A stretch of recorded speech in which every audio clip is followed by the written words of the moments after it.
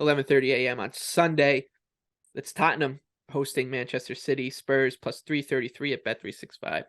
City minus 138. The draw is 3-1.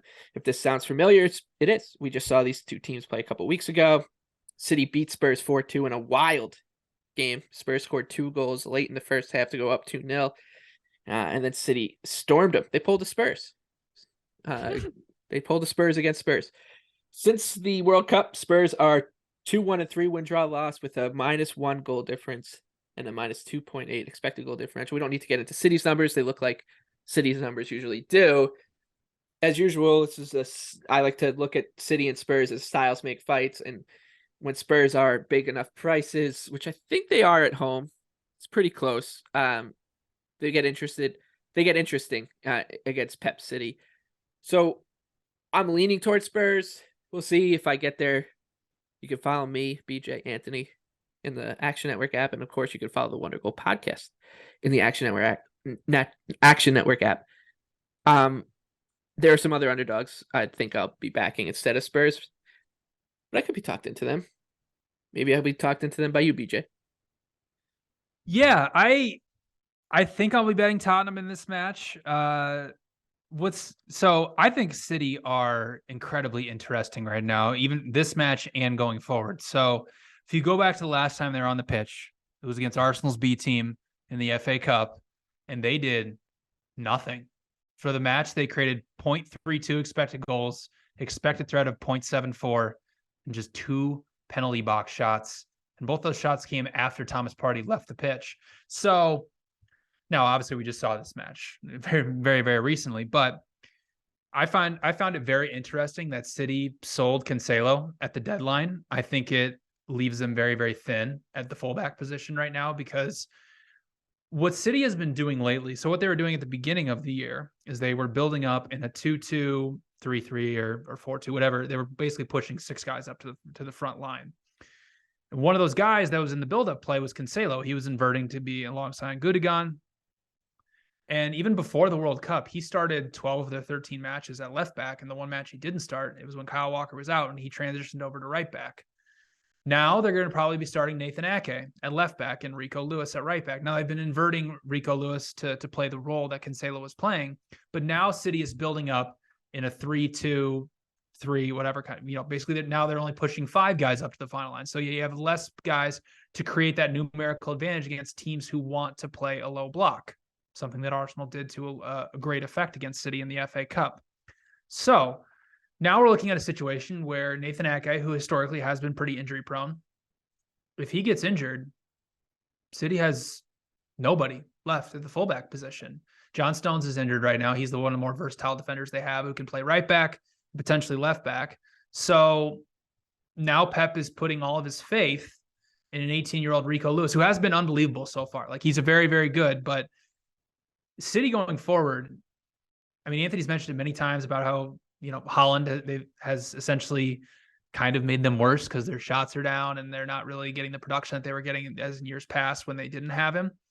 I mean, if you just look through City's recent results, like, they have somewhat struggled to break down low blocks outside of, obviously they created over 2 expected goals against Tottenham, but they did nothing in the first half of that match. Like, they created 0.44 expected goals. Like, I get it, Tottenham's 2 goals were kind of fluky and off of a couple of mistakes.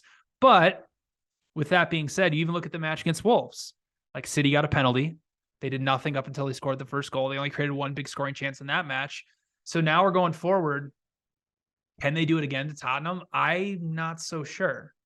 I mean, United stifled City, kept them out of the middle of the pitch. And who's to say that Tottenham can't do it this time around again if they just don't fall apart in the second half? So I probably will be on Spurs, but I mean, it is hard. The price is getting much shorter and shorter on City.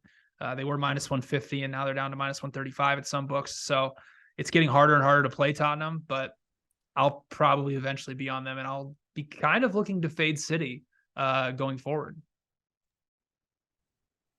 Anthony, you think this one could kind of turn into a little bit of a chess match, a rock fight? Yeah, I bet under 3 2 weeks ago. Was looking great. Plus 101. And I would bet it again. I know the game ended with 6 goals. And so you can look at me and be like, oh, you're an idiot. What are you doing? Terrible read. And in the end, probably deserved to go over with the way the second half Spurs just completely fell apart defensively. But I think BJ made a good point. City had 0.44 expected goals in the first half at home against Tottenham. And the goal that Spurs scored that kind of changes the game state comes from an Ederson back pass onto somebody who was basically being pressed, turnover, Spurs create huge chance, score. That was the kind of the match that lit the fuse that turned the game into a chaotic situation. City go down 2 goals. They turn up the Jets. Spurs make some defensive issues. They sit too deep. That was a weird game state, and you still only had about 3 expected goals despite that. So I thought, and that was at the Etihad. So now you're going to Tottenham. I think it's a similar situation from a matchup perspective. I think Spurs will continue to have problems in transition. I'm interested by Pedro Porro. I think it definitely helps. Like, Spurs had a black hole at right back for the large part of the first half of the season between Doherty and Royale, just not really offering much in terms of production. They'll get more from Porro, and I think that makes a big difference because remember, like last year when Spurs were really good, it was Doherty being a world-class right back for like 2 months and really providing the extra attack, the extra body in the area, ball progression. I think they'll get that, but I'm not sure he'll start this match.